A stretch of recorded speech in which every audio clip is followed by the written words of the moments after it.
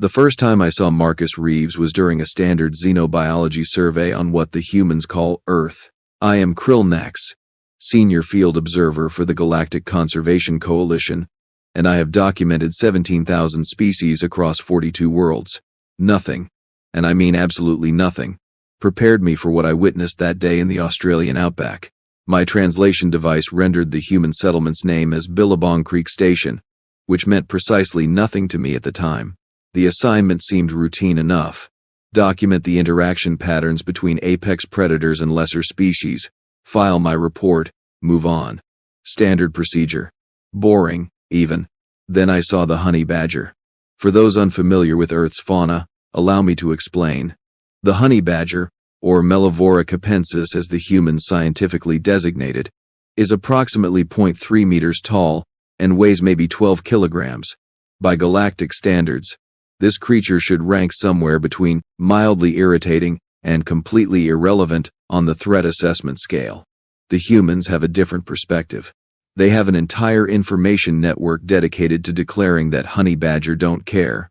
This statement, grammatically questionable as it may be, turns out to be horrifyingly accurate. I was hovering in my camouflaged survey pod, running thermal scans of the area, when I detected two heat signatures converging near a cluster of eucalyptus trees. The first signature belonged to what my database identified as a juvenile human male. Age, approximately 9 standard years. Threat level, minimal.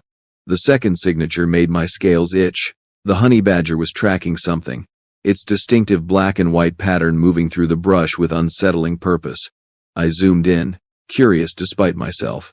My career had made me somewhat jaded. Predation events are common. Circle of life, natural order, all that philosophical nonsense the council loves to quote. But then I noticed what the honey badger was actually tracking. The human child. Now, I have seen many things in my 73 years of observation work. I have watched crystal worms devour entire mountains. I have documented the mating rituals of plasma eels, which, trust me, nobody should ever have to witness twice. But I had never seen a creature that small and that determined lock onto a human offspring with such single-minded focus. I checked my scanners. The child, Marcus, according to the settlement's population registry, was alone. Approximately 2 kilometers from the main habitation cluster, his guardian, a female human named Diana Reeves, was inside one of the structures, unaware that her offspring was currently being stalked by what my database cheerfully labeled as one of Earth's most fearless predators. Wonderful. I prepared to activate the emergency beacon. The Conservation Coalition has strict protocols about intervention, but watching a child get mauled by a badger seemed like the sort of thing that would generate excessive paperwork, regardless of which choice I made. Then Marcus turned around. He looked directly at the honey badger, which had frozen in that particular way predators do when they realize their prey has spotted them. For a moment, neither moved. I held my breath, which is mostly performative since my species can survive in vacuum, but the gesture felt appropriate. "Hey there, little guy," Marcus said, his voice carrying clearly in the still air. "You look mad about something." The honey badger made a sound that my translator struggled with before settling on aggressive chittering mixed with existential threat. Close enough, I supposed. Marcus, demonstrating the legendary human survival instinct I had read so much about, sat down. Just sat down. Right there. In the dirt. In front of an animal that, according to my database, had been documented fighting off lions, hyenas, and in one memorable incident, a small aircraft. "You, hungry?" the child asked conversationally. He reached into his satchel and pulled out what appeared to be a food item wrapped in colorful synthetic material. "I got a sandwich. Peanut butter. Mom makes them too thick, but they're pretty good." The honey badger tilted its head, and I swear by all the moons of Zelkor, it looked confused. Which made 2 of us. Marcus unwrapped the sandwich with agonizing slowness, the paper crinkling loudly in the silence. He broke off a piece and tossed it gently toward the badger, landing it about a meter away. The badger looked at the sandwich piece, looked at Marcus, looked back at the sandwich. Then it did something that made me question everything I understood about Earth's ecosystem. It approached the sandwich, sniffed it, and ate it. "See?" Marcus said, breaking off another piece. "Not so bad, right? I'm Marcus. What's your name?" I desperately wanted to inform the child that the honey badger almost certainly did not have a name and definitely could not respond, but my observation protocols forbade direct contact unless absolutely necessary. The badger sat down. Actually sat down, like some sort of domesticated companion animal. It made another sound, less aggressive this time, more inquisitive. You don't have a name? Marcus seemed genuinely troubled by this. That's sad. Everybody should have a name. How about Victor? You look like a Victor. The newly christened Victor made a huffing sound that might have been agreement or might have been a warning that he was about to remove the child's arm. My threat assessment algorithms were completely useless at this point. Marcus tossed another piece of sandwich, closer this time. Victor caught it mid-air with reflexes that would have impressed a fighter pilot. Then the badger shuffled forward, closing the distance to less than half a meter. I initiated my emergency beacon. This was going to go badly. This was going to go spectacularly, horrifically badly, and I was going to have to explain to the humans why I had simply watched while one of their offspring was consumed by a creature that evolution had apparently designed purely to spite the concept of self-preservation. You got a family, Victor? Marcus asked, still breaking off pieces of sandwich like he was feeding birds in a park rather than bribing a notoriously vicious predator. I bet you got a family. Maybe some kids. Baby badgers are probably real cute. Victor made a sound I had never heard before. Something between a purr and a growl. He moved closer still, now within striking distance. This was it. This was the moment. I prepared to decloak the pod and intervene. Victor pressed his head against Marcus's leg. I blinked all three of my eyes in sequence, certain that my visual sensors had malfunctioned. But no. The honey badger, Earth's most irrationally aggressive mammal, was nuzzling a human child like they were old friends, reuniting after a long separation. Marcus laughed, a sound of pure delight that my translator rendered with surprising accuracy. You're friendly. Mom says badgers are mean, but she don't know you. Doesn't know you. She's always correcting my grammar. He scratched behind Victor's ears. The badger's eyes half closed in what could only be described as contentment. I began recalibrating my entire understanding of human-animal interaction protocols. For the next 20 minutes, I watched as Marcus and Victor shared the sandwich, with the child maintaining a steady stream of conversation about his school, his mother's work at the veterinary clinic, and his opinions on various topics ranging from breakfast cereals to the relative coolness of different types of lizards.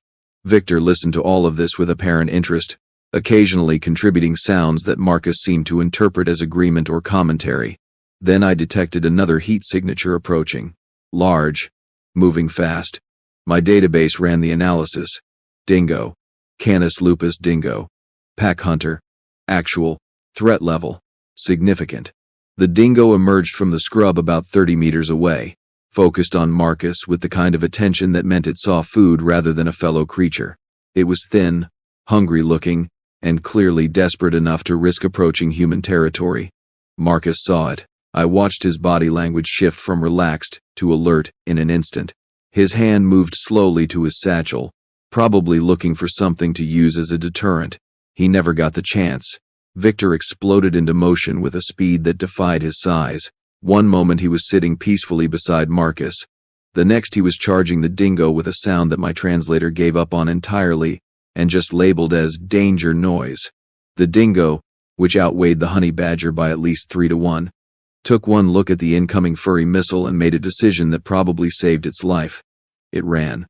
Victor chased it for about 50 meters, his aggressive vocalizations echoing across the outback, before returning to Marcus with a swagger that suggested he had just defeated an entire army rather than scared off a single hungry canine. Victor! Marcus was standing now, his expression somewhere between amazed and concerned. You didn't have to do that. That was so cool.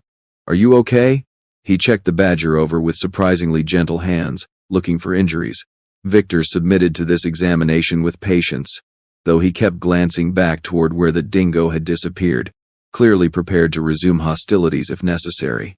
You protected me, Marcus said softly. Mom says animals don't really think like we do, but I think you knew that dog was dangerous. I think you're smart. And brave. Really, really brave. Victor made a sound that might have been embarrassment, or might have been acknowledgement of his obvious superiority in all matters combat-related. That was when Diana Reeves came running over the nearest hill, her face showing the kind of terror that only a parent who has lost track of their offspring can truly appreciate. "Marcus Reeves, you are in so much trouble," she shouted, then stopped dead when she saw her son sitting calmly on the ground with a honey badger pressed against his side. "Mom," Marcus waved cheerfully. "This is Victor. He saved me from a dingo." Diana's expression cycled through approximately 7 different emotions before settling on exhausted resignation. Of course he did, because today was too normal. She approached slowly, her eyes never leaving Victor, who watched her with what I could only describe as polite suspicion. "Marcus, honey, I need you to very carefully move away from the badger." "But Mom, he's friendly." "Badgers are not friendly, Marcus. They're territorial, aggressive, and they have been known to fight off animals 10 times their size. That thing could take your hand off." "He won't," Marcus said with the absolute certainty that only a 9-year-old can muster.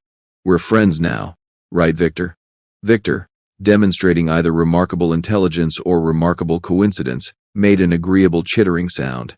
Diana stared at her son, then at the badger, then back at her son. "I need coffee," she muttered. "So much coffee." "Can we keep him?" Marcus asked hopefully. "We cannot keep the apex predator, Marcus. He's not that big to be an apex predator. Size is not the determining factor, and you know this because we have had this exact conversation about the blue-ringed octopus." I was beginning to understand why humanity had become such a successful species despite their fragile biology. They simply refused to acknowledge reasonable danger levels. Diana managed to coax Marcus away from Victor, though the badger followed them for a good 100 meters, before finally veering off back into the bush. Marcus waved goodbye until his mother physically turned him around and marched him toward home. I remained in my pod, reviewing my recordings, trying to formulate a report that would not result in my superiors questioning my sanity. But that was just the beginning. Because 3 days later, I detected Victor's heat signature again, this time moving purposefully toward the Reeves dwelling. And that was when things got truly interesting. Marcus was outside, conducting what appeared to be maintenance on a water collection system, when Victor emerged from the tree line. The child's face lit up like a solar flare. "Victor, you came back." The badger made a sound that I was starting to recognize as his greeting noise. Then he did something unprecedented. He brought a gift. In his mouth, Victor carried a snake. Dead, thankfully, but unmistakably a snake. My database identified it as an eastern brown, the second most venomous land snake on Earth. Victor dropped the snake at Marcus's feet with unmistakable pride. "Whoa," Marcus breathed. "Did you catch this? For me?" Victor's posture suggested that yes, he had indeed caught this extremely dangerous reptile specifically as a present for his small human friend. Diana appeared in the doorway, saw the snake, and made a sound that my translator rendered as involuntary expression of maternal distress. "Mom, look what Victor brought me." "I see it, Marcus. I see the highly venomous snake that the badger brought into our yard. I am seeing it very clearly. He was hunting for me. That's so cool." Diana pinched the bridge of her nose in a gesture I was beginning to recognize as the human equivalent of questioning one's life choices. Okay. We're going to deal with the snake situation. Then we're going to have a very long talk about encouraging wildlife to bring deadly animals into our living space." But Marcus was already kneeling beside Victor, carefully examining the snake with the kind of fascination that suggested Diana was fighting a losing battle. "You're an amazing hunter, Victor. Thank you. But maybe next time bring something less bitey?" Mom gets worried. Victor looked at Diana, then back at Marcus, and made a sound that I chose to interpret as reluctant agreement. Over the following weeks, I documented 17 more interactions between Marcus and Victor. The badger became a regular visitor, bringing increasingly bizarre gifts: a monitor lizard's tail, several large beetles, what appeared to be half of someone's boot, and on one memorable occasion, a complete satellite phone that Victor had apparently stolen from somewhere. Marcus accepted each offering with genuine gratitude, though Diana's expressions of dismay grew more creative with each delivery. But the gifts were not the strangest part. The strangest part was watching their bond deepen. Marcus would tell Victor about his day, and the badger would listen with apparent attention. Victor would investigate Marcus's various projects, offering what could only be described as quality control services. When Marcus built a small fort from scrap wood, Victor inspected every corner, chittering approval or displeasure as he saw fit. They were, impossibly, friends. And then came the day that would change everything. I detected the heat signatures first, multiple large canines, moving in coordinated patterns. A dingo pack, 6 strong, hunting in the area where Marcus often played near a dry creek bed. I immediately ran trajectory calculations. Marcus was there, alone, building something with rocks and sticks that probably made perfect sense in his 9-year-old mind. The pack was closing in, spreading out in a classic encirclement pattern. They had seen him. They were hungry. And 6 dingoes were more than enough to consider a small human viable prey. I activated my emergency beacon again, but the nearest human authorities were minutes away. Marcus had seconds. The lead dingo broke cover first, testing the child's reaction. Marcus froze, his eyes going wide. He was smart enough to know he was in serious danger. Then, from the opposite direction, came a sound that made my scales stand completely rigid. Victor's war cry. The honey badger came tearing through the brush like a missile with teeth, targeting the lead dingo with absolute commitment. He hit the larger animal with enough force to actually bowl it over, latching onto its ear with a grip that made the dingo howl in pain and surprise. The pack hesitated, confused by this tiny attacker's sheer audacity. That hesitation cost them their advantage. Victor released the lead dingo and rounded on the others, his fur standing on end, making him look twice his actual size. He moved between them and Marcus, establishing a perimeter with his own body, making it absolutely clear that reaching the child meant going through him first. And somehow, impossibly, it worked.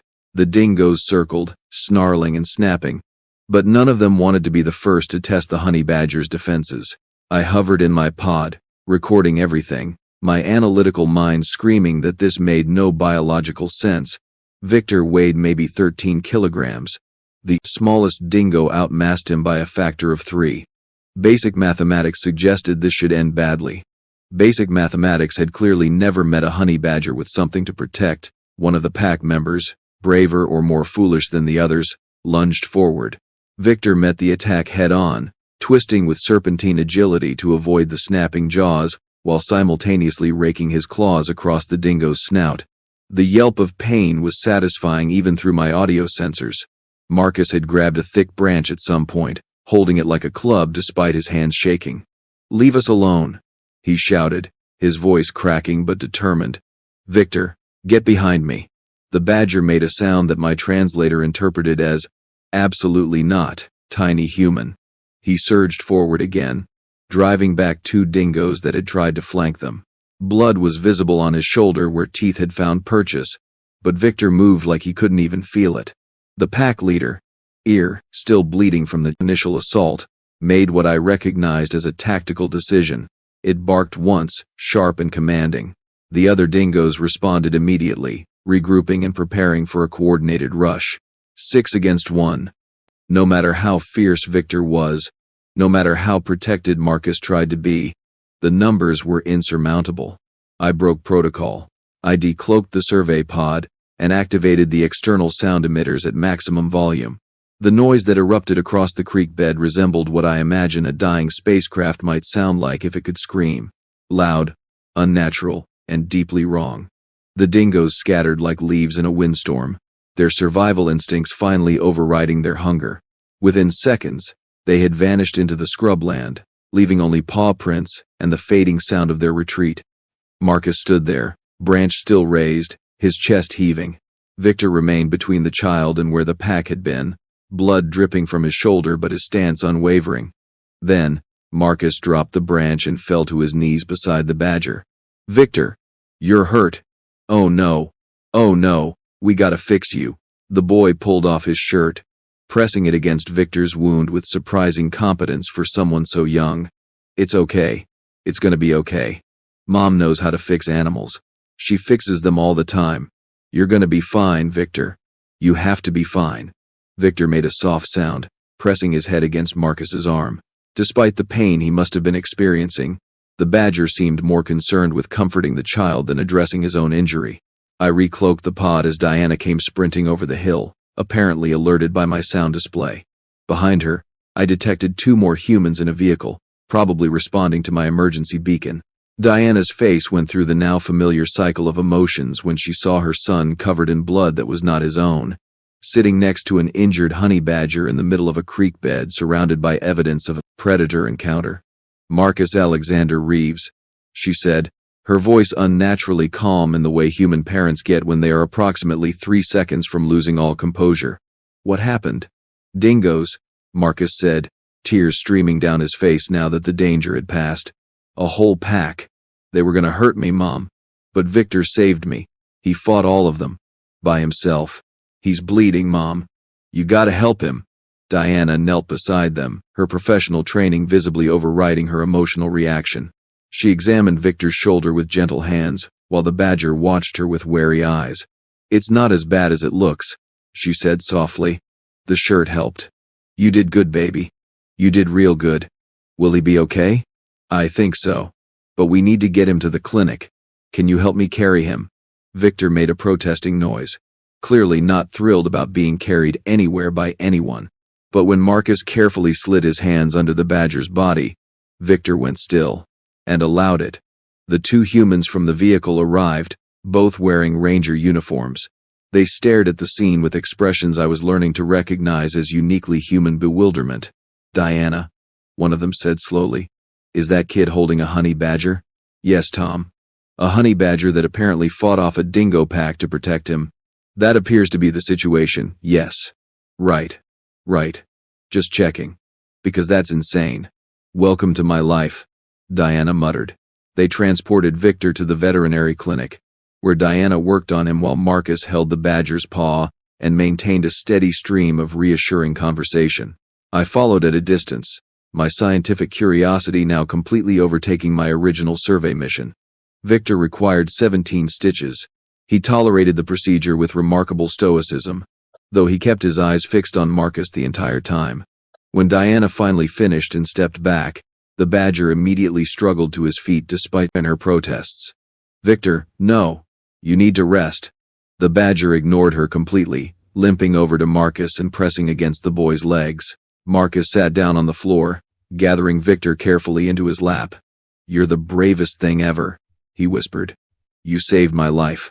I'm never gonna forget that. Never ever."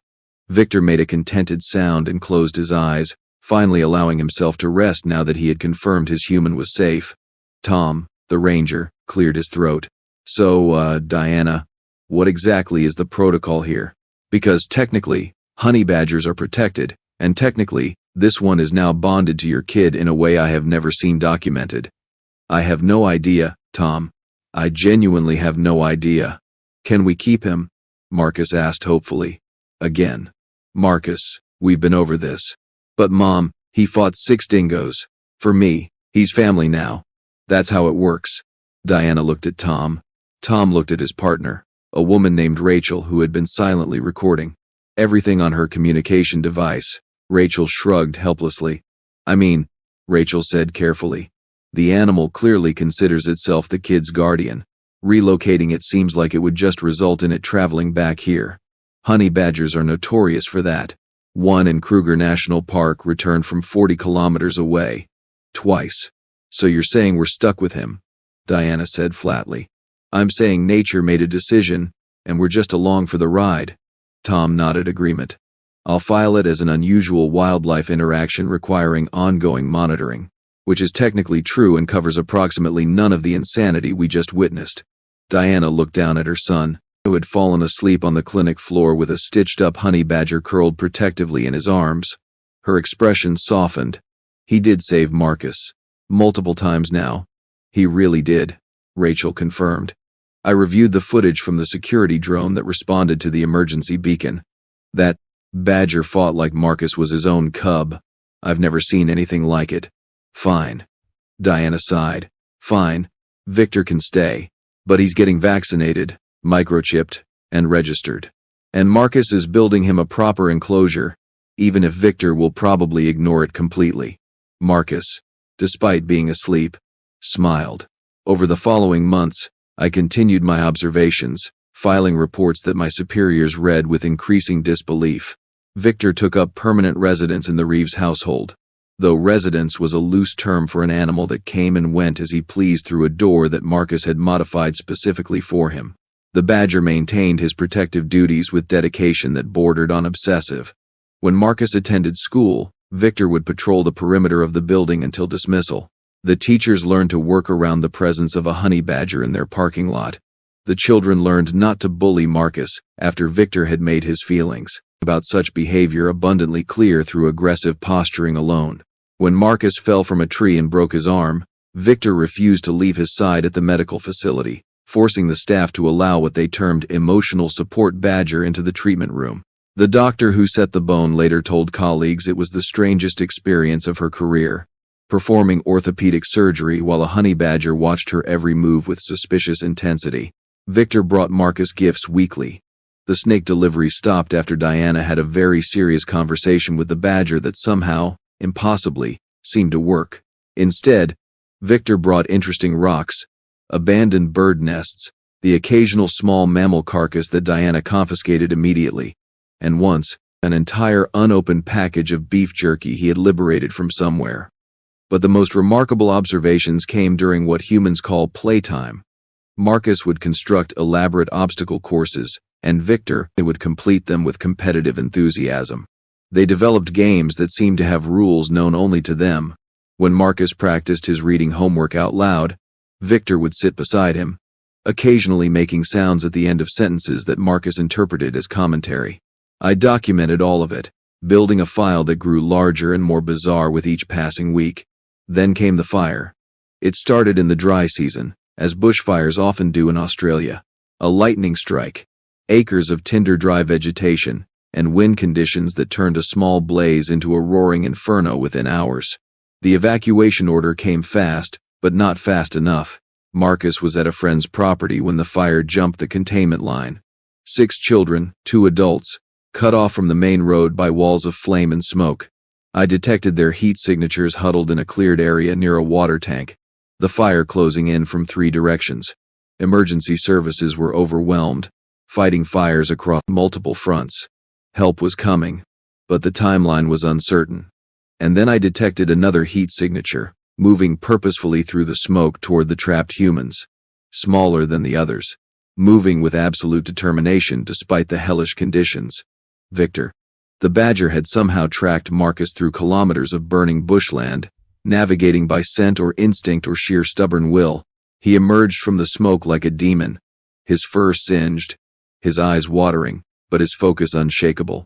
Marcus saw him and burst into tears. "Victor, no, you gotta go back. It's not safe." Victor made a sound that clearly communicated his opinion of Marcus's suggestion. He moved to the boy's side, pressing against him, and began making a different noise. Urgent, repetitive, directed away from the fire. One of the adults, a man named Peter, stared at the badger. "Is he trying to tell us something?" "Victor's smart," Marcus said, wiping his eyes. "Real smart. If he thinks we should go somewhere, we should listen. He's a badger kid. He's Victor."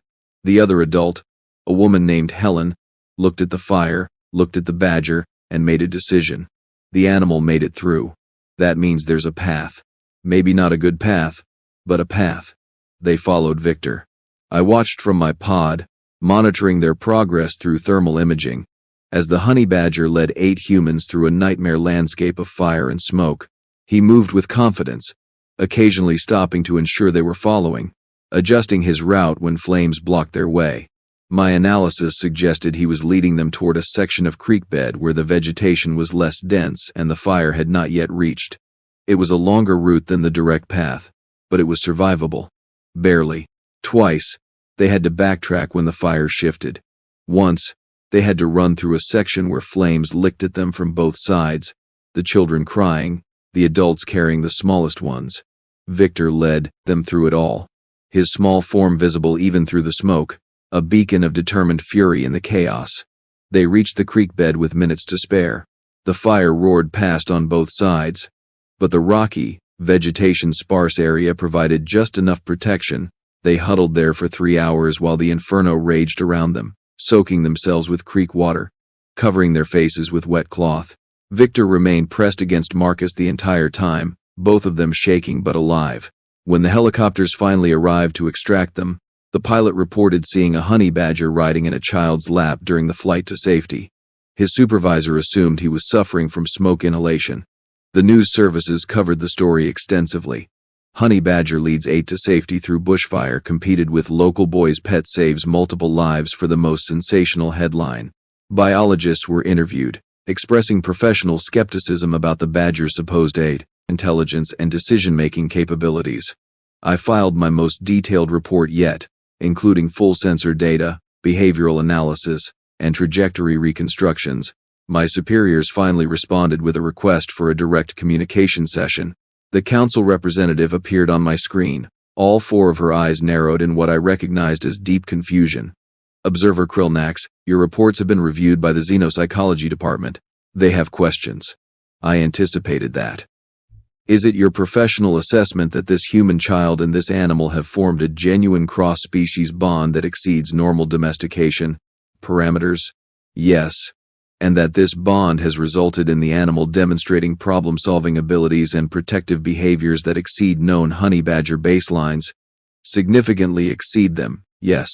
And your explanation for this phenomenon? I considered my response carefully. Humans possess an unusual capacity for forming emotional connections across species barriers. They domesticated wolves into dogs, formed working relationships with felines who barely tolerate them, and regularly risk their lives to rescue animals they have no biological connection to. Marcus did not try to dominate Victor or train him. He simply offered friendship. And Victor, for reasons I cannot fully quantify, accepted.